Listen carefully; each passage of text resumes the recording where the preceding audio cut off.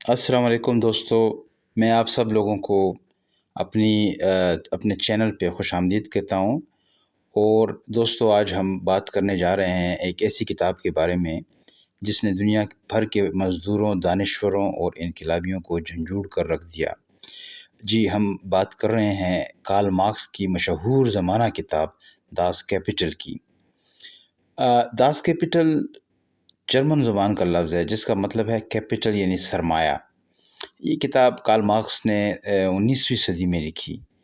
یہ کتاب صرف ایک فلسفیانہ کتاب نہیں بلکہ ایک معاشی اکنامک تجزیہ ہے، اور اس میں بتایا گیا ہے کہ سرمایہ دارانہ نظام یعنی کیپٹلزم کیسے کام کرتا ہے اور کیسے مزدور طبقے کا استحصال یعنی ظلم یا لوٹ مار کیا جاتا ہے۔ مارکس نے یہ کتاب اس لیے لکھی کہ وہ دنیا کو سمجھانا چاہتے تھے کہ سرمایہ دار صرف فائدہ کیسے کماتے ہیں یا صرف منافع کیسے کماتے ہیں، مزدور کو اس کے پورے کام کا معاوضہ کیوں نہیں ملتا، اور یہ نظام کس طرح ایک دن اپنے بوجھ کے اندر خود ہی ٹوٹ جائے گا، خود ہی اپنے بوجھ کے اندر دب جائے گا۔ یہ کتاب صرف نعرے نہیں لگاتی بلکہ دلائل، تجزیے اور اعداد و شمار کے ساتھ بات کرتی ہے۔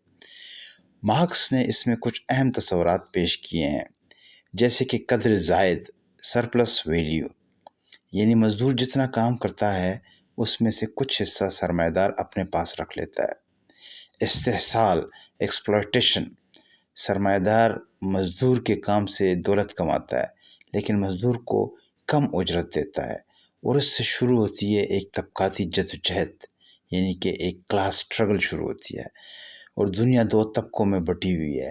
ایک وہ جو دولت بناتا ہے یعنی کہ مزدور، اور دوسرا وہ جو اس دولت پر قابض رہتا ہے یعنی کہ سرمایہ دار۔ مارکس کی زندگی میں صرف پہلا حصہ اس کا شائع ہوا یعنی کہ والیوم 1۔ اس کے اور دو حصے اس کتاب کے داس کیپٹل کے مارکس کے دوست فریڈرک اینگلز نے ان کی وفات کے بعد شائع کیے تھے۔ پہلے حصے کا فوکس ہے سرمایہ کیسے بڑھتا ہے اور مزدور کا استحصال کیسے ہوتا ہے۔ تو دوستو، اگر آپ ایک عام محنت کش ہیں، ایک دکاندار ہیں، ایک استاد ہیں، یا کوئی بھی عام مزدور ہیں، یا کوئی بھی عام شخص جو محنت سے رزق کماتا ہے، تو یہ کتاب آپ کو سمجھاتی ہے کہ موجودہ نظام میں آپ کا کردار کیا ہے، آپ کے حقوق کیا ہیں، اور نظام آپ کے ساتھ کیسا سلوک کرتا ہے۔ آئیے دوستو، اس کتاب کا باقاعدہ آغاز کرتے ہیں۔ اس کتاب کا پہلا حصہ یعنی کہ پارٹ 1 میں، اس میں کئی چیپٹرز ہیں۔ اس پارٹ 1 میں مارکس ڈسکس کرتے ہیں چیزوں اور پیسوں کے حوالے سے، یعنی کہ کموڈیٹیز اینڈ منی۔ کموڈیٹی ہے کیا، اس کا مقصد کیا ہوتا ہے، اور اس کا ایکسچینج ویلیو کیا ہوتی ہے، اور یہ پیسے میں کیسے تبدیل ہوتی ہے۔ یہی سمجھنا ہمارے اس حصے کا یعنی پارٹ 1 کا مقصد ہے۔ مارکس کہتا ہے کہ جو چیز ہم مارکیٹ میں بیچنے کے لیے بناتے ہیں وہ کموڈیٹی کہلاتی ہے، جیسے کہ کپڑا، جوتا، موبائل، روٹی یا کوئی بھی استعمال کی چیز، سب کموڈیٹیز ہیں اگر ان کا مقصد بیچنا ہو تو۔ ہر کموڈیٹی کی دو خصوصیات ہوتی ہیں، اس کی استعمال کی قیمت یعنی یوز ویلیو، وہ فائدہ جو ہمیں کسی چیز کے استعمال سے ملتا ہے۔ مثال، جوتا پہننے سے پاؤں بچتا ہے، موبائل سے کال کرتے ہیں۔ تو اس طرح جتنی بھی چیزیں ہم زندگی میں استعمال کرتے ہیں، ہماری جتنی بھی ضروریات ہوتی ہیں، یہ ساری کی ساری کموڈیٹی کی استعمالی قیمت ہے، یعنی کہ یوز ویلیو ہے اس کی، کموڈیٹی کی۔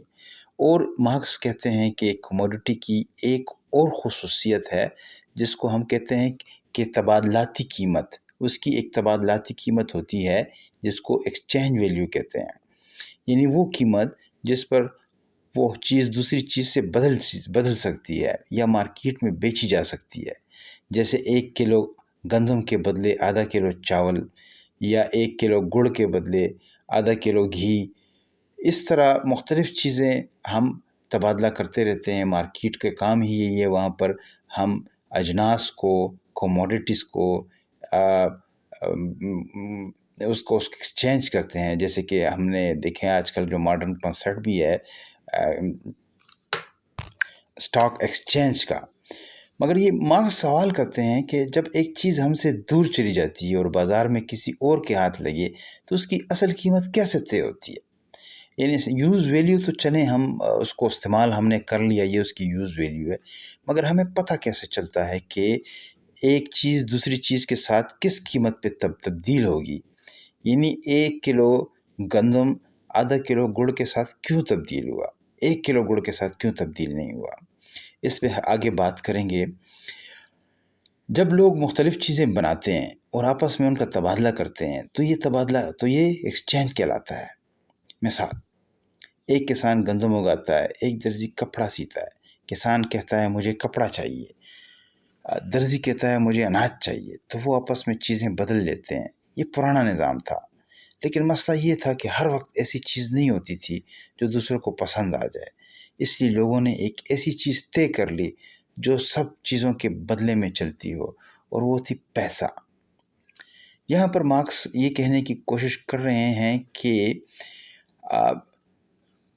جب مارکیٹ میں ایکسچینج کے لیے کموڈیٹیز آتی ہیں تو ایکسچینج کے لیے ان کو ایک مشترکہ چیز کی ضرورت ہوتی ہے، ایک تیسری چیز کی ضرورت ہوتی ہے، تاکہ ہر کسی کے ساتھ ایکسچینج کر سکے اور ہر کوئی ہر چیز کو حاصل کر سکے۔ تو اس کے لیے پیسہ وجود میں آیا، پیسے کا تصور وجود میں آیا، اور پیسے کے تصور کے وجود میں آتے ہی پھر مارکس آگے بتاتے ہیں کہ جب تبادلے میں زیادہ چیزیں شامل ہو گئیں تو ایک چیز کو معیار بنانا پڑا، سونا یا چاندی وغیرہ۔ بعد میں یہی چیز پیسے کی شکل میں بدل گئی۔ تو پیسہ کیا کرتا ہے؟ چیزوں کی قیمت بتاتا ہے، چیزوں کا تبادلہ آسان بناتا ہے، اور تیسرا دولت کو جمع کرنے کا ذریعہ بن جاتا ہے۔ لیکن مارکس خبردار کرتا ہے ہمیں کہ جیسے جیسے پیسہ طاقتور بنتا گیا ویسے ویسے انسان کمزور ہوتا گیا۔ اب انسان کام کرتا ہے لیکن دولت صرف سرمایہ دار کے پاس جمع ہوتی ہے، مزدور کے ہاتھ صرف تھوڑی سی اجرت آتی ہے۔ فرض کریں ایک مزدور ایک دن میں 10 جوتے بناتا ہے، لیکن اسے صرف 1 جوتے کی قیمت کی مزدوری ملتی ہے، باقی 9 جوتوں کی قیمت سرمایہ دار کی جیب میں چلی جاتی ہے۔ یہی وہ ایکسپلائٹیشن ہے، یہی وہ استحصال ہے جو مارکس ہمیں سمجھانا چاہتے ہیں۔ تو دوستو، اس پہلے حصے میں ہم نے بات کی کہ کیسے چیزیں یا اجناس کموڈیٹیز مارکیٹ میں بیچی جاتی ہیں۔ چیز کی قیمت محنت سے بنتی ہے، پیسہ تبادلے کو آسان بناتا ہے، لیکن پیسہ طاقت بن جاتا ہے۔ اب سوال پیدا ہوتا ہے کہ پیسہ صرف پیسہ رہتا ہے یا کچھ اور بھی بن سکتا ہے؟ اب اگلے باب میں ہم یہ جانیں گے کہ پیسہ سرمایہ میں کیسے بدلتا ہے۔ یعنی اس کا جو دوسرا حصہ ہے ڈاس کیپٹل کا، اس کا نام ہے transformation of money into capital, پیسہ کیسے سرمایہ بنتا ہے۔ مارکس کہتا ہے کہ عام آدمی جب پیسہ کماتا ہے وہ کچھ خرید لیتا ہے، کھانا، کپڑا، چھت یا ضرورت کی کوئی بھی چیز۔ یعنی اس کا فارمولہ ہے CMC، یعنی کہ پیسہ، کموڈٹی اور پھر پیسہ۔ مارکس جو فارمولہ پیش کرتے ہیں CMC، تو اس میں C جو ہے وہ کموڈٹی کے لیے استعمال کیا گیا ہے، M منی کے لیے یعنی پیسے کے لیے، اور پھر آخر میں پھر C، جس کا مطلب پھر کموڈٹی ہے۔ یعنی جب عام آدمی اپنی کوئی بھی بنائی ہوئی چیز مارکیٹ میں ایکسچینج کے لیے لاتا ہے تو وہ اپنی چیز کو پیسے کے بدلے میں تبدیل کرتا ہے، تو مطلب C سے M بن گیا، کموڈٹی سے منی بن گئی۔ اب جب وہ منی یا وہ پیسہ جب وہ عام آدمی حاصل کرتا ہے تو اس پیسے کا وہ کیا کرے گا؟ وہ اسی لیے تو آیا ہے کہ اس کو اپنی ضرورت کی چیز لینی ہے، یعنی اس نے اپنی کموڈٹی کو پیسے میں تبدیل کیا، اب اسی پیسے سے پھر وہ دوبارہ کوئی اور کموڈٹی خریدے گا جس سے اس کی ضرورت پوری ہوگی۔ لیکن سرمایہ دار کا فارمولہ الٹا ہے۔ سرمایہ دار مارکیٹ میں جب آتا ہے تو وہ ایک نئے نظریے کے ساتھ آتا ہے، یعنی کہ وہ نظریہ ہے یا وہ فارمولہ ہے MCM پرائم، یعنی وہ پیسہ لے کے مارکیٹ میں آتا ہے، پیسہ لے کے منڈی میں آتا ہے اور وہ کوئی کموڈٹی خریدتا ہے۔ اب وہ کموڈٹی کوئی بھی چیز ہو سکتی ہے، وہ محنت بھی ہو سکتی ہے، وہ خام مال بھی ہو سکتی ہے، اور وہ کوئی مشین بھی ہو سکتی ہے۔ تو وہ پیسے کے بدلے کموڈٹیز خریدتا ہے، اور پھر اس کموڈٹی کو پھر واپس بیچ کے پھر پیسہ کماتا ہے، جس کو ایم پرائم کہتے ہیں۔ یعنی اب ایم پرائم کیا چیز ہے؟ ایم پرائم یعنی کہ زائد پیسہ، جتنا پیسے پہ اس نے کموڈٹی کو خریدا تھا، اب اس پیسے پہ وہ نہیں بیچ رہا، اس سے قدر زائد پہ بیچ رہا ہے۔ یعنی وہ چیز خریدتا ہے صرف اس لیے کہ اس سے زیادہ پیسہ کمائے۔ کیپٹل یہی عمل سرمایہ ہے، اسی کو ہم کیپٹل کہتے ہیں، اور پیسہ یہیں سے کیپٹل میں یعنی کہ سرمایہ میں تبدیل ہو رہا ہے۔ چلیں ایک آسان سی مثال لیتے ہیں۔ ایک تاجر 100 روپے سے مال خریدتا ہے اور 120 روپے میں بیچ دیتا ہے، تو 20 روپے زائد کماتا ہے۔ یہی سرمایہ داری کی جڑ ہے۔ تو مارکس پوچھتا ہے، یہ اضافی 20 روپے کہاں سے آئے؟ کس چیز نے خود سے قیمت کو بڑھایا؟ اسے بڑھانے میں کون سے عوامل تھے؟ تو اس طرح اب مارکس ہمیں بتاتا ہے کہ سرمایہ دار 2 چیزیں خریدتا ہے۔ پہلی نمبر 1 کیا؟ ذرائع پیداوار، یعنی کہ وہ پیسہ لے کے جب مارکیٹ میں آتا ہے اسی فارمولے کے مطابق MCM، تو یعنی مطلب وہ پیسے سے ذرائع پیداوار بھی خریدتا ہے، کیونکہ ذرائع پیداوار بھی اس کے لیے ایک کموڈٹی کی حیثیت رکھتے ہیں۔ اور دوسرا محنت بھی اس کے لیے ایک کموڈٹی کی حیثیت ہی رکھتا ہے، یعنی کہ مینز آف پروڈکشن اور لیبر پاور، ان دونوں کو وہ خریدتا ہے۔ تو مزدور کی طاقت اور صلاحیت کچھ وقت کے لیے، مگر اہم نقطہ یہ ہے کہ مزدور کی محنت کی صلاحیت ایک ایسی جنس ہے جو خود بھی بیچی جاتی ہے۔ مثال، ایک مزدور اپنا وقت اور طاقت روزانہ 8 گھنٹے بیچتا ہے، یہی اس کی کموڈٹی ہے۔ سرمایہ دار اس کو اتنی اجرت دیتا ہے کہ وہ زندہ رہ سکے، لیکن وہ اس سے کہیں زیادہ محنت لے لیتا ہے، یعنی سرپلس ویلیو پیدا ہو جاتی ہے۔ اس کو کہتے ہیں ہم قدر زائد۔ اب اگلے باب میں یہ ہے کہ یہ ہم دیکھیں گے کہ محنت کی طاقت ایک جنس کیسی بن جاتی ہے، یعنی مختلف کموڈٹیز جو ضروریات ہوتی ہیں، اشیاء یا جناس جس کو ہم کہتے ہیں، تو یہاں پر مارکیٹ میں سرمایہ داری نظام میں مارکیٹ کے اندر محنت جو ہوتی ہے، لیبر، کسی مزدور کی لیبر، وہ بھی ایک جنس کی حیثیت سے بیچی جاتی ہے۔ تو مارکس کہتا ہے کہ مزدور خود اپنی طاقت کو بیچنے پر مجبور ہوتا ہے، کیونکہ اس کے پاس اپنی کوئی فیکٹری نہیں ہے، کوئی اپنی زمین نہیں ہے، اور دوسری بات وہ زندہ رہنے کے لیے روز کام کرنے پر مجبور ہے۔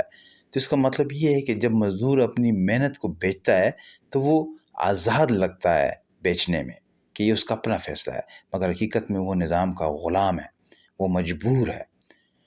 ایک مزدور کی روزمرہ کی ضروریات 500 روپے کی ہیں، مثال لیتے ہیں، تو سرمایہ دار اس کو اتنے ہی دے گا، چاہے وہ اس سے ہزاروں کی کمائی کیوں نہ کما لے، وہ مزدور کو 5 ہی دے گا، 500، اور مزدور سے وہ کام لے گا 2000 روپے کے برابر یا 1000 روپے کے برابر۔ تو دیکھیں، پیسہ جب چیزیں خرید کر مزید پیسہ بنانے کا ذریعہ بنے تو وہ سرمایہ کہلاتا ہے۔ مزدور صرف ایک دن کی اجرت لیتا ہے، مگر سرمایہ دار اس سے زیادہ قیمت کما لیتا ہے۔ یہی اضافی قیمت استحصال کہلاتی ہے، ایکسپلائٹیشن، اور مزدور کی محنت بھی بازار میں بکنے والی جنس بن جاتی ہے۔ تو دوستو، اس چیپٹر میں ہم نے یہ دیکھا کہ کیسے سرمایہ دار پیسے کو کیپٹل میں یا سرمایہ میں تبدیل کرتا ہے، اور اسی کو کہتے ہیں ایبسولوٹ سرپلس ویلیو، یعنی کہ یہی ہمارا داس کیپٹل کا پارٹ 3 ابھی شروع ہو گیا ہے، جس کا عنوان ہے ایبسولوٹ سرپلس ویلیو۔ تو دوستو، یہاں پر اب مارکس کہتے ہیں اس چیپٹر میں کہ کس طریقے سے مزدور کو بیوقوف بنایا جاتا ہے اور اس سے زیادہ کام کیسے لیا جاتا ہے، اور اس کا دن کا شیڈول یا اس کا ٹائم ٹیبل کیا ہوتا ہے کام کرنے کا۔ تو مارکس کہتا ہے جب مزدور دن بھر کام کرتا ہے تو وہ وقت 2 حصوں میں تقسیم ہوتا ہے۔ نمبر 1، ضروری کام کا وقت، جس کو ہم کہتے ہیں نیسیسری لیبر ٹائم، یعنی یہ وہ وقت ہے کہ جس میں وہ اپنی اجرت کے برابر پیداوار دیتا ہے، یعنی وہ کام جس کا معاوضہ ملتا ہے۔ یعنی مثال کے طور پہ اگر وہ 1,000 روپے، وہ سرمایہ دار اس کو 1,000 روپے معاوضہ دیتا ہے، تو اس نیسیسری لیبر ٹائم میں وہ 1,000 جتنا کام ہی کرتا ہے، یعنی کہ جتنا اس کو معاوضہ دیا جاتا ہے اس کے برابر۔ اب جب دوسرا وقت اس کا شروع ہوتا ہے تو اس کو کہتے ہیں سرپلس لیبر ٹائم، یعنی کہ اضافی کام کا وقت۔ وہ اضافی گھنٹے جو اجرت کے بغیر سرمایہ دار کے لیے کام کیا جاتا ہے، یہ کام جو ہے یہ سرمایہ دار سرپلس ویلیو حاصل کرنے کے لیے کرتا ہے۔ مثال اگر ہم لیں تو وہ ایسی ہوگی کہ اگر ایک مزدور 6 گھنٹے میں اپنی 600 روپے کے برابر کی اجرت کے پیداوار کرتا ہے، لیکن اسے 12 گھنٹے کام کرنا پڑتا ہے، تو باقی 6 گھنٹے سرمایہ دار کی جیب میں جاتے ہیں، اور یہیں سے قدر زائد کا تصور ابھرتا ہے، اور جس کو ہم سرپلس ویلیو کہتے ہیں۔ اب مارکس ایک اہم سوال اٹھاتا ہے، وہ یہ کہ کام کا دن کتنا لمبا ہونا چاہیے، یعنی کام کا دورانیہ 24 گھنٹے میں کتنا ہونا چاہیے۔ کیا سرمایہ دار دن کے 24 گھنٹے مزدور سے کام لے سکتا ہے؟ تو جواب ہوگا نہیں۔ سرمایہ دار کا لالچ ہوتا ہے کہ کام کا دن زیادہ سے زیادہ ہو تاکہ وہ زیادہ سے زیادہ فائدہ اٹھا سکے، لیکن مزدور ایک انسان ہے، کوئی مشین نہیں ہے۔ تو مارکس کہتا ہے کہ سرمایہ دار ہمیشہ کوشش کرتا ہے کہ کام کے دن کو لمبا کرے، اور اسی کو کہتے ہیں مطلق قدر زائد کی پیداوار، یعنی کہ ایبسولوٹ سرپلس ویلیو۔ اب اگر ہم تاریخ میں دیکھیں تو 19ویں صدی میں بچے اور عورتیں تقریباً 14 گھنٹے 16 گھنٹے تک کام کرنے پہ مجبور تھے، کیونکہ وہاں پر کوئی قانون ہی نہیں تھا۔ تو مارکس ان مثالوں سے سرمایہ دارانہ نظام کا ظلم دکھاتا ہے۔ تو پھر یہاں سے شروع ہوتی ہے مزدور کی جدوجہد۔ تو کام کے دن کی جو حد بندی ہے اس کے لیے ایک جدوجہد شروع ہوتی ہے۔ تو پھر سوال یہ ہوتا ہے کہ کیا مزدور چپ چاپ سب کچھ برداشت کرتا ہے؟ تو جواب ہوگا نہیں۔ مارکس کہتا ہے کہ مزدور کام کے وقت کو محدود کرنے کے لیے لڑتا ہے، اور اسی کو کہتے ہیں طبقاتی جدوجہد، یعنی کہ کلاس سٹرگل۔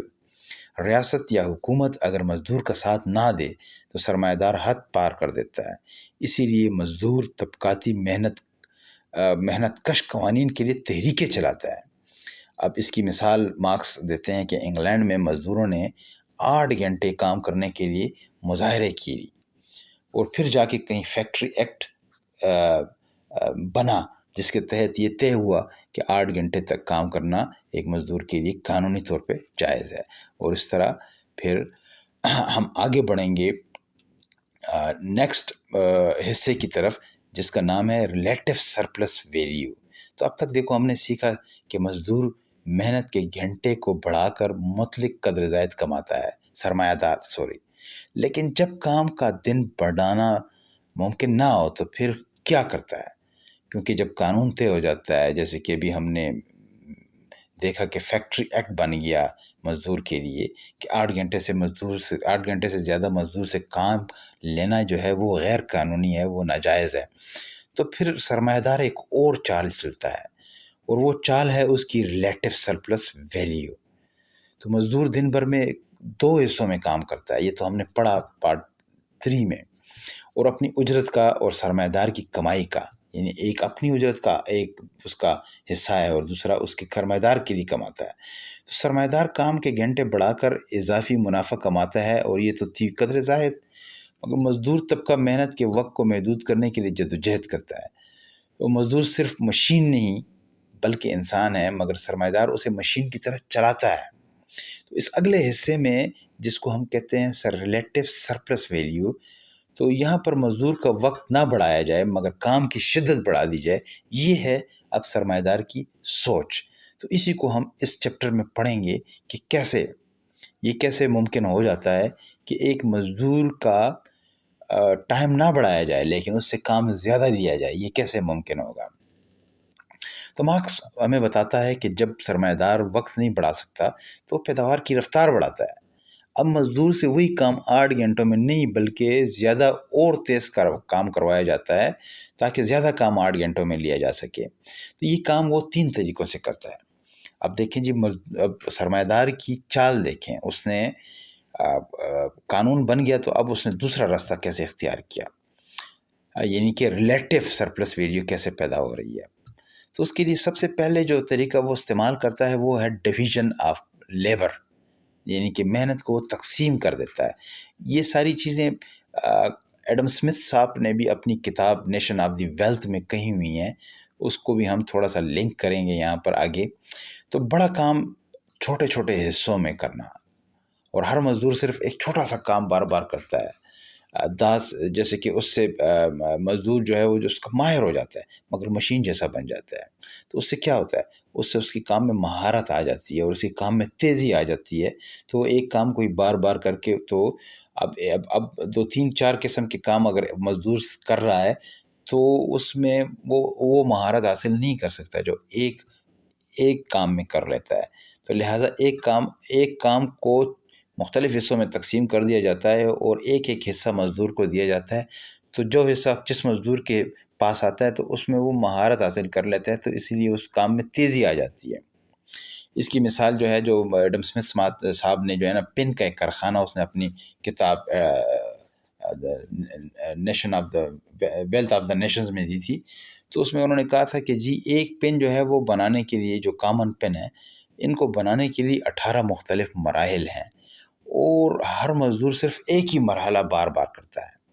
تو لہٰذا وہ اپنے کام کا استاد ہو جاتا ہے، مگر یہ ہے کہ مزدور جو ہے وہ پورا پن کا ماہر نہیں بن پاتا، صرف اس کے بنانے کے ایک مرحلے کا ماہر بن جاتا ہے. تو اس کی حیثیت ایک مشین کی ہو جاتی ہے.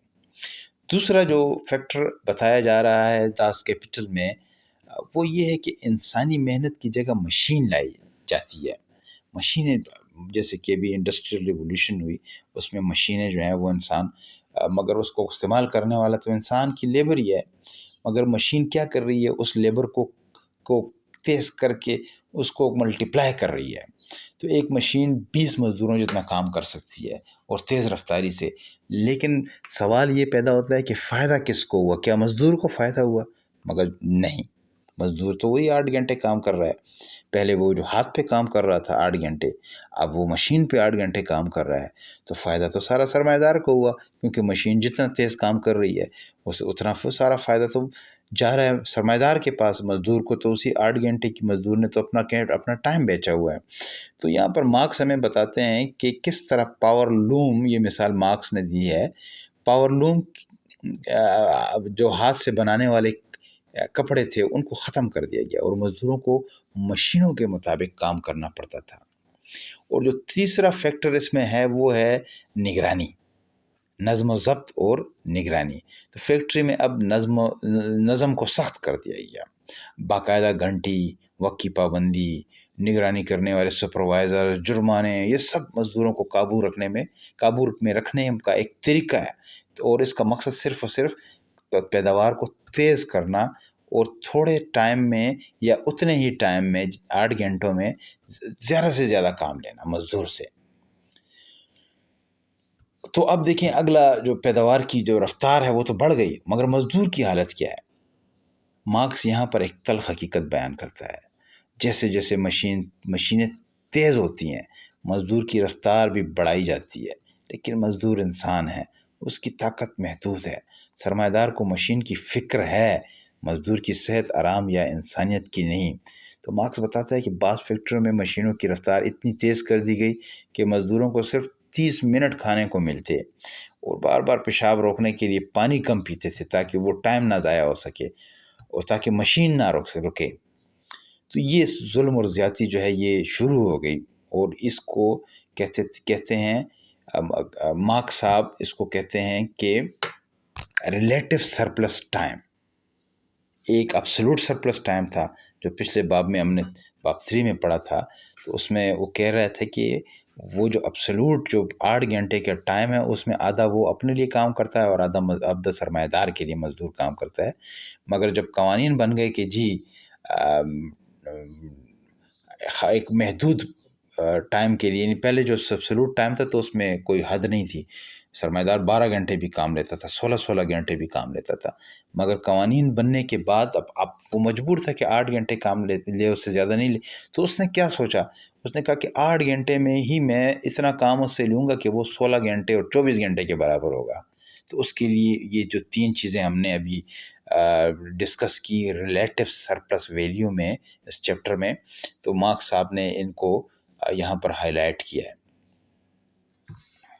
تو دوستو پارٹ 4 میں ہم نے پڑھا کہ وقت اگر سرمایہ دار نہیں بڑھا سکتا تو وہ پیداوار بڑھا دیتا ہے، طریقہ کار کو ڈفرینٹ کر دیتا ہے، تیز کر دیتا ہے، مشین لے آتا ہے، نگرانی بڑھا دیتا ہے۔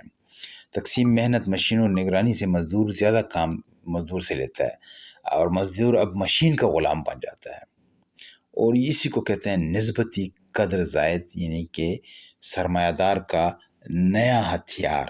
اور اس کے ساتھ ہی ہم اب نیکسٹ چیپٹر یا نیکسٹ پارٹ، تو دوستو اب ہم دیکھتے ہیں ایبسولوٹ ریلیٹو سرپلس ویلیو، یعنی کہ دونوں کا کمبینیشن۔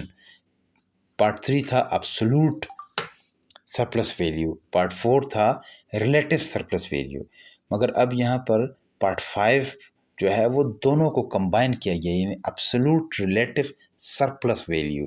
اب اس کو ہم دیکھتے ہیں کہ کیا ہے۔ تو پہلے ذرا تھوڑا سا جائزہ لیتے ہیں کہ ہم نے پیچھے کیا پڑھا۔ تو پچھلے حصے میں ہم نے جانا کہ جب سرمایہ دار کام کے وقت کو بڑھاتا ہے تو اس کو کہتے ہیں مطلق قدر زائد حاصل کرنا، اور جب اسی وقت میں محنت کی شدت بڑھاتا ہے، یعنی کہ کام کی رفتار بڑھاتا ہے، تو اس کو کہتے ہیں نسبتی قدر زائد حاصل کرنا۔ اب مارکس ہمیں بتاتا ہے کہ سرمایہ دار صرف ایک طریقے پر اکتفا نہیں کرتا، وہ دونوں کو ملا دیتا ہے، یعنی کہ وقت بھی زیادہ اور کام بھی تیز، اور اسی کو کہتے ہیں قدر زائد کا امتزاج، یعنی کمبینیشن آف سرپلس ویلیو۔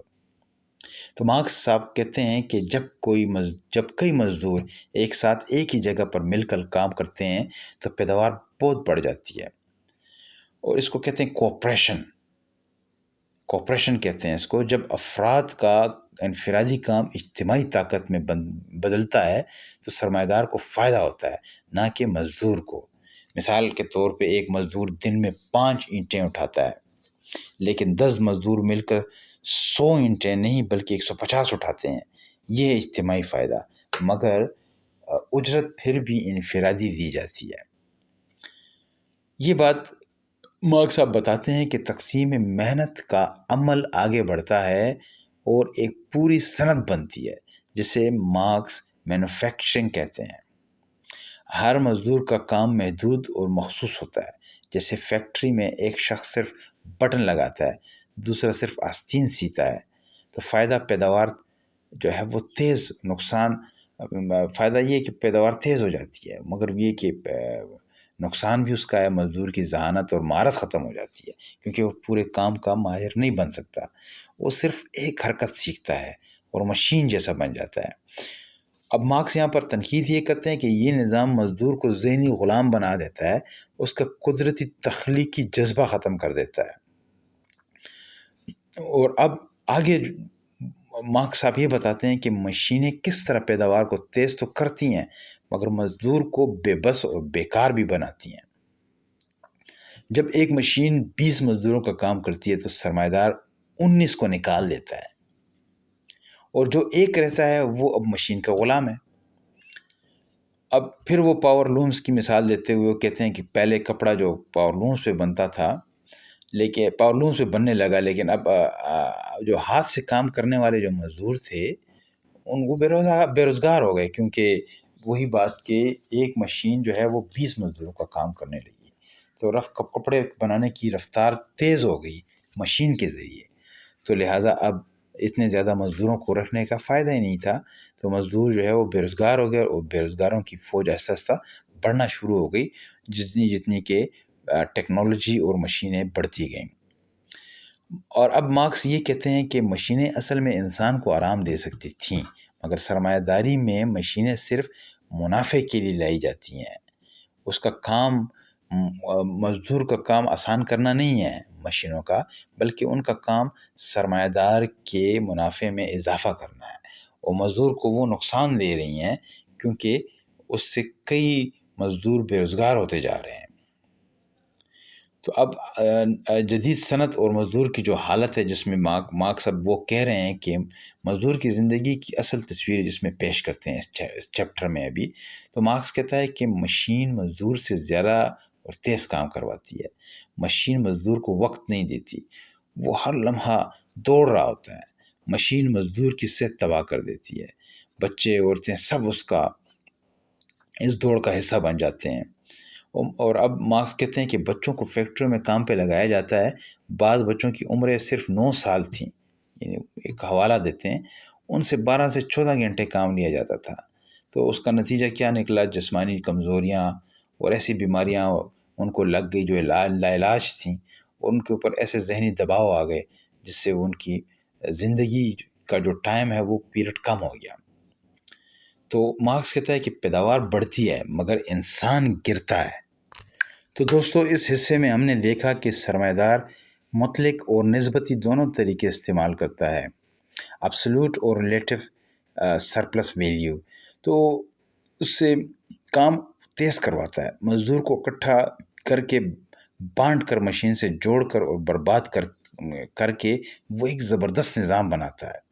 یہ نظام اب صرف کام کا نہیں بلکہ زندگی کا پورا سسٹم بن گیا ہے. اس لیے اگلے حصے میں مارکس ہمیں لے کر جائیں گے اجرت کی دنیا میں، یعنی ویجز، جہاں ہم یہ جانیں گے کہ مزدور کو دی جانے والی اجرت کی اصل حقیقت کیا ہے، اور سرمایہ دار اجرت کے پردے میں کیا کچھ چھپا لیتا ہے. تو دوستو، پچھلے حصے میں ہم نے دیکھا کہ سرمایہ دار مزدور سے کس طرح وقت اور شدت دونوں بڑھا کر زیادہ قدر زائد حاصل کرتا ہے، اور کیسے مشینوں اور اجتماعی محنت سے مزدور کو مشین کا پرزہ بنا دیتا ہے. اب سوال یہ پیدا ہوتا ہے کہ مزدور کو اس سب کے بدلے میں ملتا کیا ہے؟ جو اجرت اسے ملتی ہے، کیا وہ اس کی محنت کا پورا معاوضہ ہے؟ یہی ہم جانیں گے اس حصے میں. تو اب مارکس کہتے ہیں کہ جب ہم مزدور کی اجرت دیکھتے ہیں تو ہمیں ایسا لگتا ہے جیسے مزدور جتنے گھنٹے کام کرے گا اتنی ہی اجرت لے گا، یعنی کہ اس کی اجرت برابر ہوگی اس کے محنت کا مکمل معاوضے کے. مگر حقیقت اس کے برعکس ہے.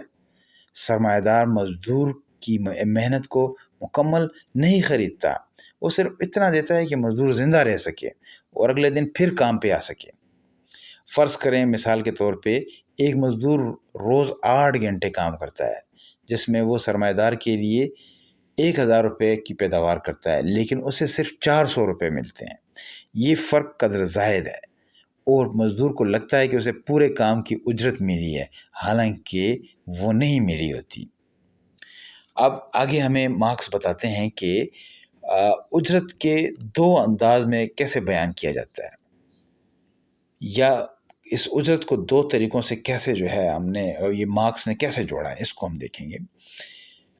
پہلا، نومینل ویجز، یعنی کہ نام کی اجرت، یعنی جیب میں آنے والے جو روپے ہیں وہ مثال کے طور پہ 500 روپے ہیں روزانہ، یہ نام کی اجرت ہے، یعنی کہ نومینل ویجز ہے.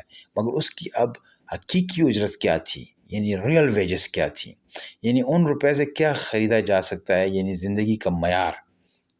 ٹھیک ہے، اس کی مثال ہم لیتے ہیں. آج ایک مزدور کو 1,000 روپے ملتے ہیں، لیکن اگر چیزیں مہنگی ہو گئیں تو وہ 1,000 روپے بھی کم ہیں.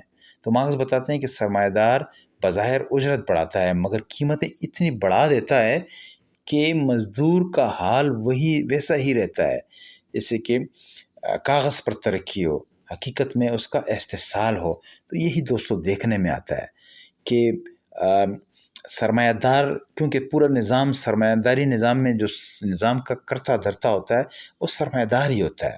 تو اب دیکھیں، اب اگر ہم اپنے پاکستان کی بات کرتے ہیں تو بجٹ میں ٹھیک ہے مزدور کی تنخواہ بڑھا دی جاتی ہے کہ جی اس کو بنیادی یا اس کو کم از کم اجرت جو ہے وہ اتنی دی جائے گی.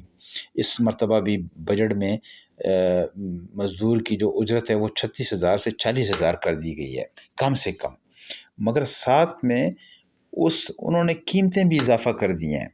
تو یہ جو تنخواہ اضافہ کرنا ہے یہ سارا یہ ایک نومینل ویجز میں آتا ہے. مارکس کے مطابق یہ نومینل ویجز ہیں. ریل میں اگر دیکھا جائے تو اس کی تنخواہ بڑی ہی نہیں ہے، بلکہ بعض اوقات تو ایسا بھی ہوا ہے کہ تنخواہیں کم ہو جاتی ہیں، لگتی زیادہ ہیں. جیسے کہ ہمارے ملک کے حالات کو آپ دیکھیں، انفلیشن کی وجہ سے وہاں پر پیسے کی قیمت گر جاتی ہے اور ادھر تنخواہ بڑھا دیتے ہیں. تو تنخواہ بڑھا کے ایک طرف تنخواہ بڑھا دی جاتی ہے، دوسری طرف پیسے کی قیمت گرا دی جاتی ہے. تو یہ سب سرمایہ دار کی چال ہے، اور یہ سب سرمایہ دار کا ظلم اور استحصال ہے جو کہ جاری ہے، صدیوں سے جاری ہے. اب آگے مارکس صاحب یہ بتاتے ہیں کہ سرمایہ داری میں اجرت کو قدرتی چیز بنا دیا گیا ہے. لوگوں کو یوں لگتا ہے کہ مزدور کو جتنا کام آتا ہے اتنی ہی اجرت ملتی ہے. یہ قدرتی نظام ہے، جس کے پاس بندر ہے وہ کماتا ہے. مگر حقیقت یہ کہ یہ نظام ایسے ڈیزائن کیا گیا ہے کہ مزدور ہمیشہ زندہ رہنے کے لیے کمائے، امیر بننے کے لیے نہیں، صرف زندہ رہنے کے لیے کمائے گا. تو اس میں اب مارکس صاحب آگے ایک مثال دیتے ہیں. انہوں نے کہا ہے کہ مزدور کی محنت کی طاقت کی قیمت کا تعین ایسے کیا جاتا ہے جیسے کوئی آلو یا چاول کی قیمت طے ہوتی ہے. محنت جو مزدور کی محنت ہے، اس کی جو طاقت ہے، مزدور اپنی محنت نہیں، اس کی محنت کی طاقت کو بیچتا ہے، اور اس کو بھی اسی بھاؤ میں خریدا جاتا ہے جس طرح کے آلو اور چاول خریدے جاتے ہیں. یعنی بس اتنا کہ وہ خود کو اور اپنی نسل کو زندہ رکھ سکے، اور وہ اپنی نئی نسل کو تیار کر سکے کہ وہ بھی سرمایہ دار کی چاکری کرے، اور اس کے لیے نئی جو ہے وہ پوری کھیپ تیار کرے مزدوروں کی. اب مارکس کا جو نقطہ ہے اصل وہ یہ ہے کہ اجرت دراصل استحصال کو چھپانے والا ایک پردہ ہے. سرمایہ دار مزدور سے قدر زائد کھینچتا ہے، مگر اجرت دے کے اسے ایسا محسوس کرواتا ہے جیسے وہ اس کا حق دے رہا ہے. تو دوستو، اب تک ہم نے جو دیکھا کہ اجرت کے پیچھے ایک مکمل دھوکہ چھپا ہے. مزدور کو جو کچھ ملتا ہے وہ اس کی اصل پیداوار سے کہیں کم ہوتا ہے. لیکن سوال یہ ہے کہ اگر اتنا سب کچھ غلط ہے تو کیا یہ نظام ہمیشہ ایسا ہی چلے گا؟ کیا کوئی خاتمہ یا بدلاؤ ممکن ہے؟ مارکس اگلے حصے میں ہمیں بتاتا ہے کہ یہ نظام کس طرح خود بخود ٹوٹتا ہے، اور سرمایہ دارانہ پیداوار کا اپنا ہی بوجھ اس کی زوال کی طرف لے جاتا ہے. تو اجرت مزدور کو مکمل معاوضہ نہیں دیتی، بلکہ صرف اتنا دیتی ہے کہ وہ دوبارہ کام پہ آ سکے. تو نامی اجرت یعنی نامینل اجرت اور حقیقی اجرت میں فرق کیا ہے؟ اجرت ایک پردہ ہے جو اصل استحصال کو چھپاتا ہے. مزدور کو لگتا ہے کہ وہ پورا معاوضہ پا رہا ہے، لیکن حقیقت میں وہ مسلسل لوٹا جا رہا ہے. یہی تھا ہمارا پارٹ 6 کا خلاصہ، اور ہم آگے جائیں گے اب پارٹ 7 کی طرف، جہاں پر سرمایہ کا ارتکاز کے نام سے نیا ہمارے پاس حصہ ہے یا چیپٹر ہے، ایکومولیشن آف کیپٹل. یہ اب 7واں حصہ ہم شروع کر چکے ہیں. تو دیکھیں جی، ذرا تھوڑا سا نظر پیچھے ڈالتے ہیں. اب تک ہم دیکھ چکے ہیں کہ مزدور کو اجرت کی صورت میں اس کی محنت کا پورا معاوضہ نہیں ملتا. یہ بات تو طے ہو گئی. اصل کمائی تو سرمایہ دار لے جاتا ہے اور اس قدر زائد سے مزید پیسہ بناتا ہے. اب سوال یہ ہے کہ یہ سارا پیسہ کہاں جاتا ہے اور سرمایہ دار اس پیسے کا کیا کرتا ہے؟ اس کا جواب ہمیں ملتا ہے سرمایہ کی جمع کے تصور میں، یعنی کہ ایکومولیشن آف کیپٹل کی شکل میں. تو قدر زائد کو سرمایہ میں کیسے بدلا جاتا ہے؟ اب یہ سوال ہے. مارکس کہتے ہیں کہ جب سرمایہ دار مزدور سے قدر زائد حاصل کرتا ہے تو وہ اس کو خرچ نہیں کرتا، بلکہ وہ اسے دوبارہ سرمایہ کاری میں لگا دیتا ہے. یعنی کہ قدر زائد، اور پھر اس سے جو ہے قدر زائد سے نیا مال خریدتا ہے، نیا خام مال، نئی مشینیں خریدتا ہے، نئے مزدور خریدتا ہے، اور پھر اس سے زیادہ مزید پیداوار لیتا ہے، اور پھر اس سے زیادہ قدر زائد لیتا ہے. یعنی ایک پورا پہیہ چلتا رہتا ہے، کبھی بھی یہ رکتا نہیں ہے. تو کیپٹل یا سرمایہ وہ نہیں ہے جو کہ سائڈ پہ جمع ہوتا رہے، بلکہ کیپٹل اور سرمایہ وہ ہوتا ہے جس سے نظام چلتا رہے، جس سے کہ نظام کی مشینری چلتی رہی، اور اسی کو کہتے ہیں ایکومولیشن آف کیپٹل. سرمایہ دارانہ نظام کی بنیاد یہی ہے. مثال اگر ہم لیتے ہیں کہ ایک فیکٹری مالک 1,00,000 کا مال بیچ کر 20,000 منافع کماتا ہے، تو اس 20,000 سے مزید مشینیں خریدتا ہے، مزدور بڑھاتا ہے، پھر اگلی بار 1,50,000 کماتا ہے، اور یہ سلسلہ دوبارہ چلتا ہے، اور اس طرح سرمایہ دار کا پیسہ بڑھتا رہتا ہے، اور پیسے کے پیچھے پیسہ مزید بڑھتا رہتا ہے، اور منافع، اور اسی کو کہتے ہیں سرمایہ داری نظام. اب ان کے ذرا اصولوں کو دیکھتے ہیں. سرمایہ دارانہ نظام میں یہ جو جمع کے اصول ہیں، جو پیسہ جمع ہوتا ہے، یہ اب ہم اگلے باب میں یہ پڑھیں گے کہ سرمایہ دار کا مقصد صرف منافع نہیں ہے، بلکہ منافع کو پھر سے منافع میں بدلنا ہے.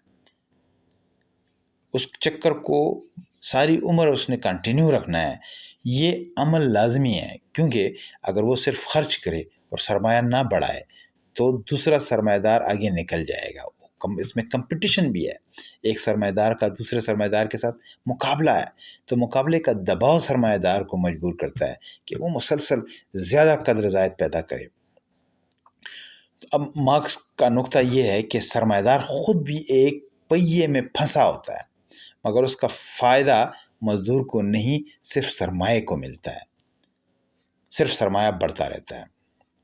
اب آگے ہمیں مارکس بتاتے ہیں کہ جیسے جیسے سرمایہ منافع بڑھاتا ہے، ویسے ویسے مزدور کی اجرت اور زندگی بدتر ہوتی جاتی ہے. وجہ یہ ہے کہ سرمایہ دار قدر زائد بڑھانے کے لیے مزدور پر مزید دباؤ ڈالتا ہے. لمبے گھنٹے، تیز مشینیں، کم اجرت، زیادہ نگرانی، یہ ساری اس کی ٹیکنیکس ہیں، یہ ساری اس کی طریقہ کار ہیں. اب مارکس بتاتے ہیں کہ بعض فیکٹریوں میں مزدوروں کی تنخواہ 10 سال سے نہیں بڑھی، حالانکہ پیداوار اور منافع 2 گنا ہو چکا تھا.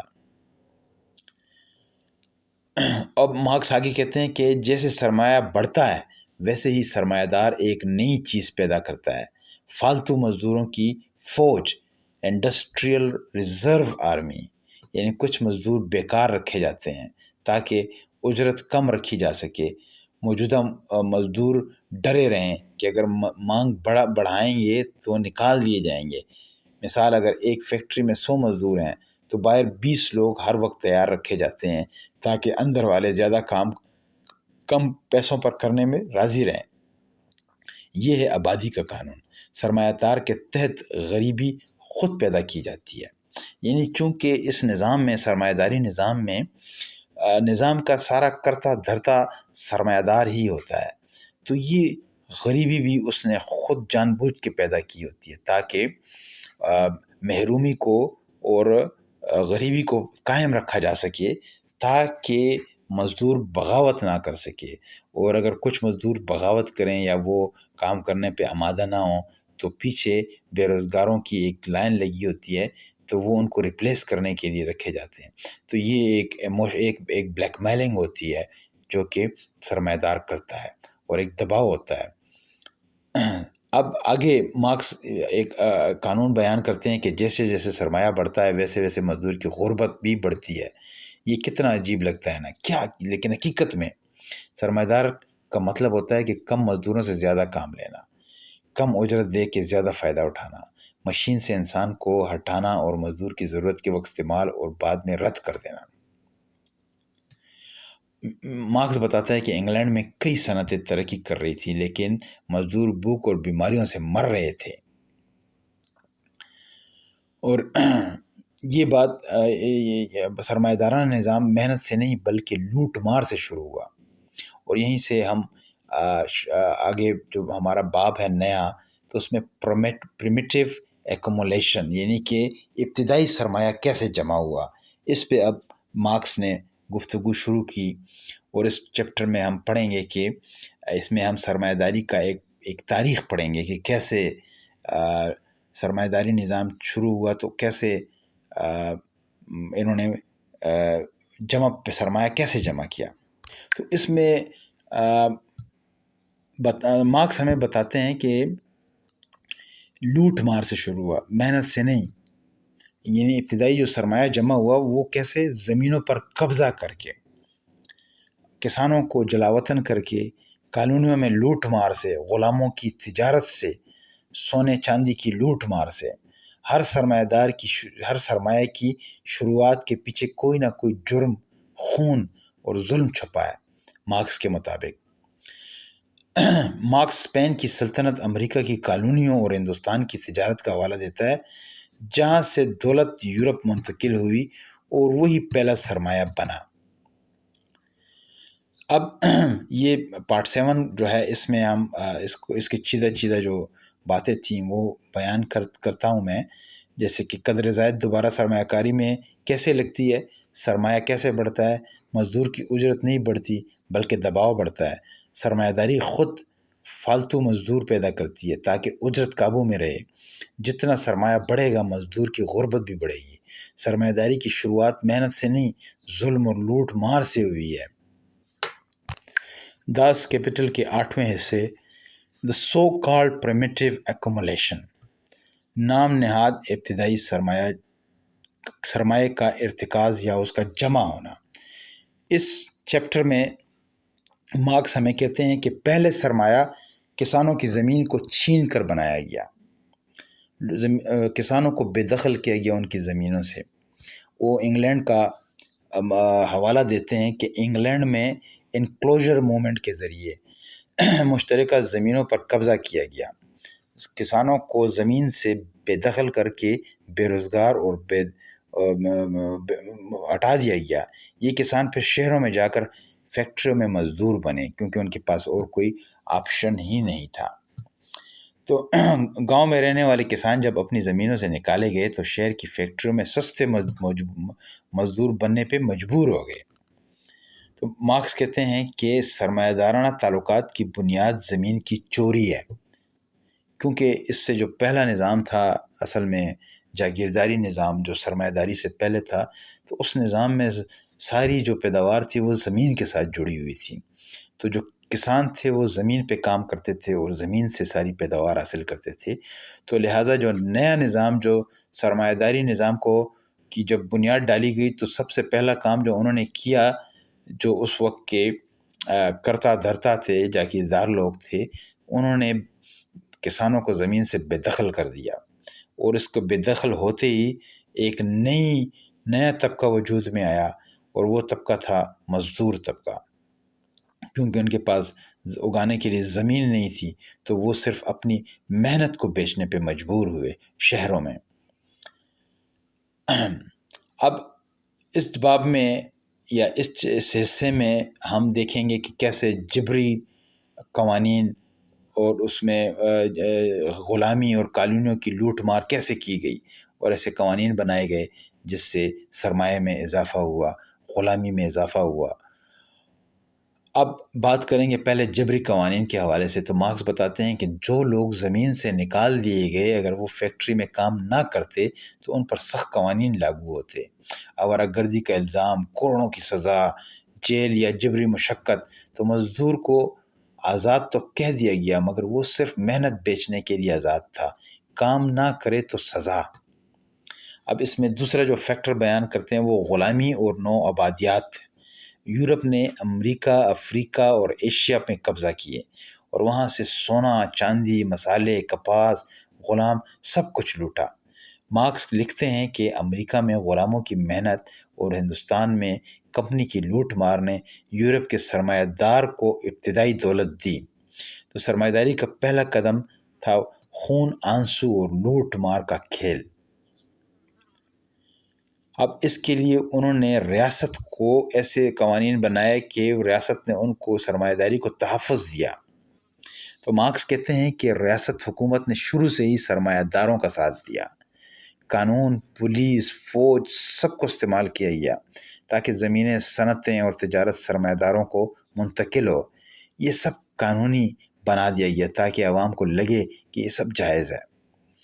جیسے کہ مثال دیتے ہیں کہ مارکس انگلینڈ میں پور لاز اور جو فیکٹری ایکٹس بنے جو مزدور کو قابو میں رکھ سکیں، ان کا مقصد یہ تھا، اور سرمایہ دار کو تحفظ دے سکیں۔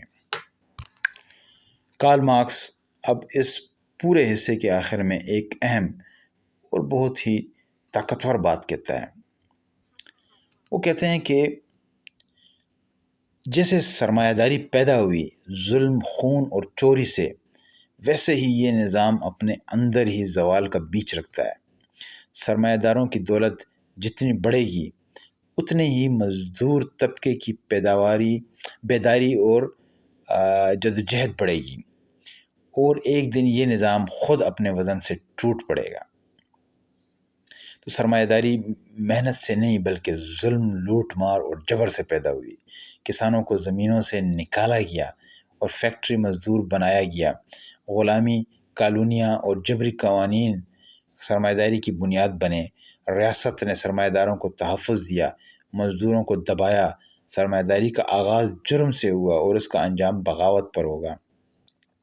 تو داس کیپٹل جلد اول کے یہ تمام حصے دراصل ایک مسلسل جدوجہد اور اس کا مسلسل ایک تسلسل ہیں کہ کیسے سرمایہ داری نظام جو ہے وہ وجود میں آیا، اور یہ کون سے فیکٹرز ہیں اور کون سی حقائق ہیں جس کی وجہ سے یہ نظام چل رہا ہے۔ تو جس میں مارکس نے ہمیں یہ سمجھایا کہ سرمایہ دارانہ نظام کو نہ صرف معاشی طور پہ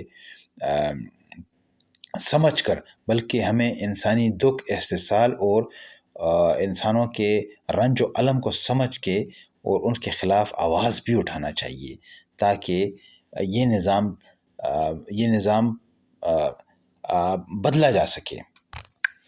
تو دوستو، آپ نے ابھی کارل مارکس کی مشہور کتاب داس کیپٹل والیوم 1 کا مکمل خلاصہ سن لیا۔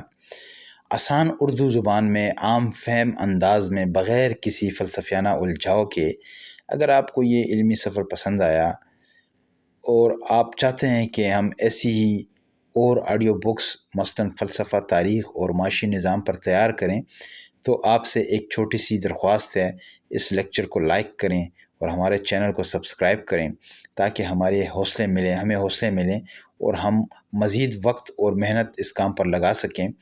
اب اچھی خبر یہ ہے کہ کارل مارکس کی اسی کتاب داس کیپٹل کے والیوم 2 اور والیوم 3 پر بھی آڈیو بک سیریز جلد ہی اس چینل پر آنے والی ہے۔ انشاءاللہ ہم ان کو بھی ایسے ہی آسان اور سادہ انداز میں پیش کریں گے۔ اب ہمارے ساتھ جڑے رہیے، علم کا یہ سفر جاری رہے گا انشاءاللہ۔ شکریہ۔